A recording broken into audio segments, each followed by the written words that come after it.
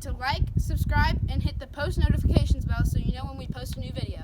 Today we have changed our background to teach you guys a lesson on Chinese jump ropes. For today's lessons, we are using a Chinese jump rope from school, so this is what our students would use. If you wanted to order one of these online, they're available for about $5 or $6. But if you guys are a little bit more creative and you want to make your own homemade Chinese jump rope, you can get a bag of rubber bands from a store for about $1 or so, and just intertwine them to connect them and make your own homemade Chinese jump rope.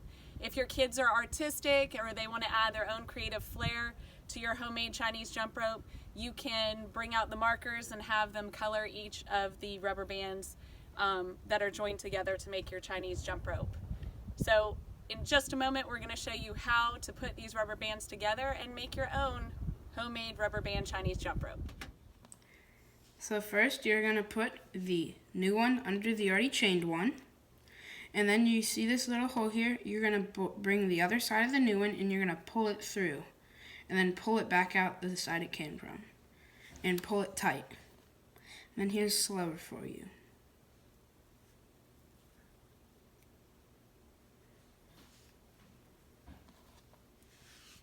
Once you've created your chain of rubber bands and you are ready to tie them together, you want to put your finger in between the two rubber bands. You want to make sure that they are even. And then you want to go down and you want to make a loop, a loose loop, and then you want to pull them tight. And you want to pull this up at the same time so that it gets tighter and tighter. And then you have your Chinese jump rope made out of rubber bands. Alright guys, today we are working on Chinese jump ropes, and as you can see, Chinese jump ropes are a little different than what we're used to when we think of jumping rope.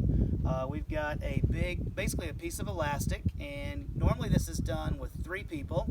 You have 2 people that hold the rope, and you have 1 person that jumps a pattern. So today we're going to teach you 2 different patterns. The first one is called the American pattern, and then we're going to teach you one called the diamonds.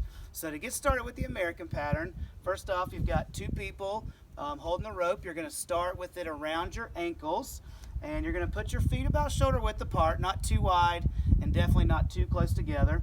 And then you're going to stand still, so the people that are holding the rope have an easy job. Then you're going to have a jumper who is Baker today, and she's going to teach us or help us teach the American pattern. So she's going to start by putting 1 foot in the middle and 1 foot out, so 1 foot on the outside, and she just needs to look at either one of the people holding the rope, doesn't matter. So now she's going to jump back and forth 4 times, and we're going to count with her, and when she jumps, she's going to jump to the opposite side, and she's going to change the foot that's in the middle. Alright, so you're going to jump to the right and switch feet. So ready? So jump. Alright, that's 1, and she's going to do it 4 times. 2, 3, 4. Alright, now the rest of the pattern goes like this. It goes in, out, in, on, and here's what that means. So when we say in, Baker's going to jump and put both feet in the middle of the rope. What's next? Out. She's going to jump up and put both feet out of the rope. Nice, just like a jumping jack. Now she's going to go back in the middle, and the last one is on. She's going to jump up and land on the ropes. Alright, you got it? So let's do that all together one time. So go ahead and put 1 foot in and 1 foot out. Put it all together and do it quickly. Alright, ready, go. 1, 2, 3, 4. In, out, in, and on. Alright. Whenever you're ready. We're ready? Go now. Alright, so one of the ways that we make Chinese jump ropes more challenging is that we add levels. So as you can see right now, Sawyer and I have the jump rope on our ankles, and we call that level 1. So when you're learning, you want to practice on level 1 until you feel comfortable with the pattern. And the way it works is, so you do the whole American pattern, the 1, 2, 3, 4, in, out, in, on. And if you do it perfectly and you land both feet on the ropes, you get to go to level 2. So in my class, we do level 2. That's up here around your calf muscle, or halfway between your ankle and your knee. So you can just step out for a second, Baker. So if we were doing this, Baker would do the whole American pattern again, And if she gets it right, she gets to go to level 3. And I always say level 3 is behind the knee. So it's the next level. So Baker would do it again. 1, 2, 3, 4, in, out, in, on. And if she landed on the rope, she gets to go to level 4.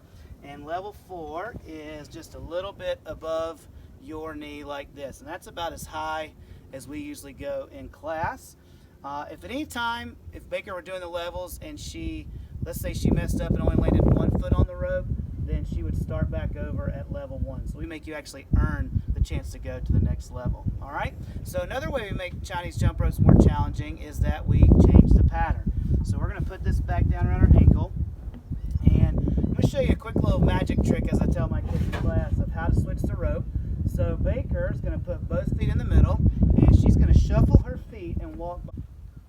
Okay, so now we're going to teach you the diamond pattern. And first of all, you can see that Baker and I are holding the rope differently. So now instead of having 2 feet inside the rope, we only have 1 foot. And Sawyer, this is how he's going to get ready to jump. So stands on the outside. First of all, he's going to lift the rope up with his toe that's closest to him. Takes a big step and he makes a triangle. He's going to put his foot inside that triangle and then he's going to spread it out and make it look like a diamond. Alright, so the first thing he's going to do is he's going to spell his name, and every time he does a letter, he's going to do a half jump, and so he's going to face the other partners. Let's let him do that first. S A W Y E R. Perfect. After you spell your name, then you're going to do the same 4 jumps that you did the end of the American pattern. So it's the in, out, in, on. So when he does in, he's going to bring his feet together. When it's out, like a jumping jack again, back in the middle, and he's going to jump up and turn sideways and try to land on the ropes. Nice job. Perfect. Now one thing you'll notice is that when he jumped really high and he lifted his knees up because your feet are almost trapped inside the rope and you got to get them out of there. But he did a great job with that, landing on the ropes. You can do the same levels that you did with the American pattern, 1, 2, 3, and 4. And that's pretty much it. So I hope you guys enjoyed it and hope you try this at your house. A modification that you could use if your family numbers don't quite work out in order to have 2 people holding the rope for the jumper in the middle is you could place a heavy chair on the opposite end to be that second person. This stool right here is just for demonstration purposes, not something that we would use while jumping, but just wanted to give you an idea of a modification you could make if you need to.